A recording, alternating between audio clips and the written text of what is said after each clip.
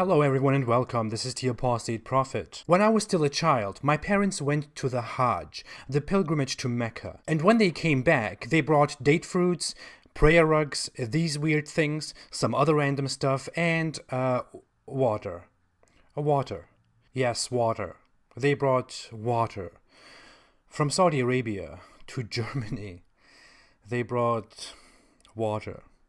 They brought water to Germany on a 6-hour flight from Saudi Arabia. And when they brought that water, it was stored at a very special place, supposed to be used only in very special cases. Drinking with restrictions, not whenever you're thirsty. And not to brush your teeth, sprinkle your body, or wash your butt. At least when I drank it by mistake, no one told me to spit it out, but you get the idea, it was special water. When we drank it, we were reminded explicitly to remember Allah, and to turn towards the Kaaba while drinking it, and to make a prayer when we are done. And we should never waste it. All of that was quite odd to me at that age, and I saw the same thing among relatives and among other people, among religious friends of my parents. Later, when I devoted myself to Islam, I understood further that this water is very holy. All that awkward behavior over some water is quite interesting, so let's give some context here. It is called Zam-Zam water and comes from a well in Mecca, only a few meters away from the Kaaba. According to Islamic belief, Abraham's second wife Hagar was left in the desert by Abraham together with their son Ishmael. When Hagar ran out of water for the little kid, she became desperate and started walking around between two hills looking for help in the middle of the desert, while praying to God. Those two locations are claimed to be known today and are called Safa and Marwa. Her desperate walk between those 2 points is weirdly practiced during the pilgrimage by every Muslim. Anyway, she was desperate, and while she was in despair and came back to Ishmael, she suddenly saw that water came out from below Ishmael's feet. According to some stories, Ishmael scraped the ground with his feet. In other sources, Gabriel came and caused that well of water. When Hagar had enough, apparently she told the water to stop. She's talking to water.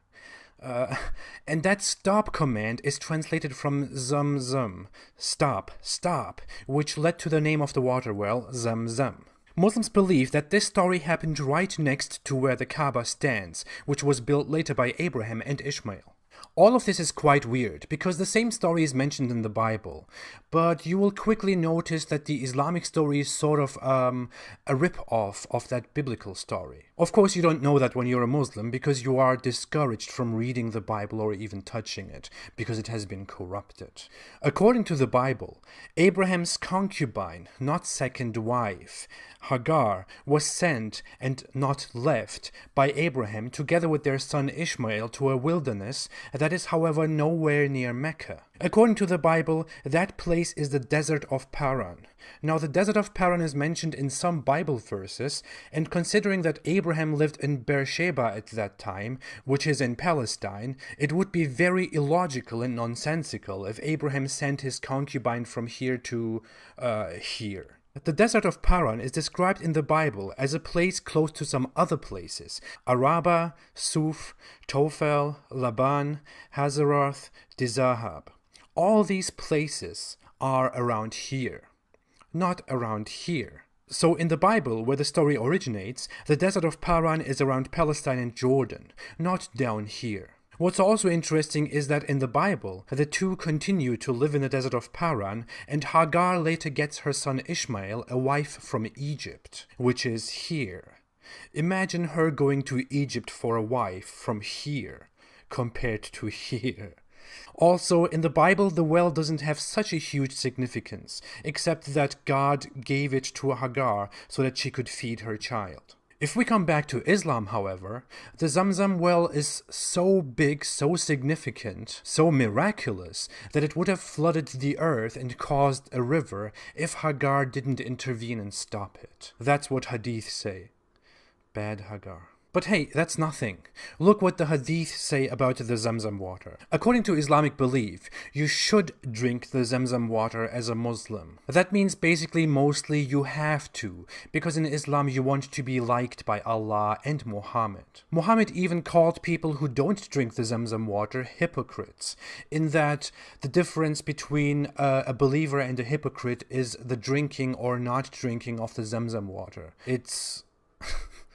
water. Moreover, according to Islam, the Zam-Zam water is the best water in the world, the best of all. It is also thought and believed to heal diseases and sickness because it's such a miraculous water. According to Islam, Zam-Zam water can quench your thirst and feed you, which means it can be a substitute for food. According to that logic, you could survive for a very long time just by drinking that water, without eating any food, and you wouldn't have very much loss. In fact, according to an authentic Islamic narration, a man spent 40 days and nights, which could be considered figurative speech for a very long time of over weeks, just drinking the Zam-Zam water. He was very healthy and had no complaints at all. In fact, he got so fat from drinking the water that he had folds of fat on his stomach and no hunger and tiredness at all. Screw science. Muhammad didn't say screw science. He said, verily, it is blessed. It is food that nourishes. So, in other words, screw science. Okay, seriously, if anyone wants to do this, I mean, if anyone really believes that this is true and wants to prove it to us all, and wants to do it, then... Look, I'm not Hitler just because I have a German accent. I don't want genocides. But if you really want to try that, if you really want to do that, then...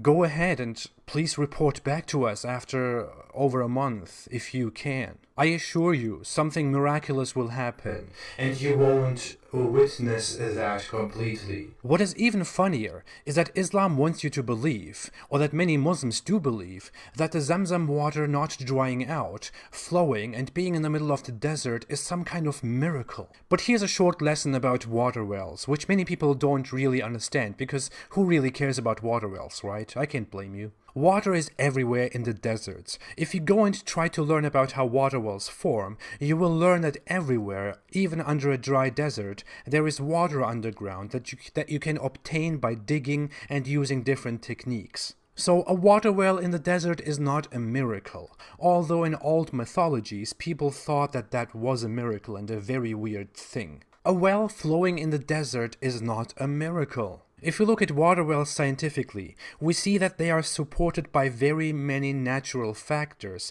such as rain that collects underground and can be obtained above the ground as pure water, which will also take some of the characteristics of the ground that it interacts with. It is rainwater that is absorbed and becomes available above the ground by digging. A well not drying out in the desert could be considered normal or in some cases impressive, but it's certainly not a miracle. As said, a well, even in the desert, is formed under completely natural circumstances. And today, the Zam-Zam well is pumped and drawn out by electric pumps, which make the water flow even more. That's not a miracle. In fact, there are more other wells that Arabs created by themselves, and they are in no way different from the Zam-Zam well, and share similar characteristics because they are also absorbed by the desert and offered as water that give you a distinct taste, different from water in more humid areas like Western Europe, for example. I know all of this because I'm a medical doctor.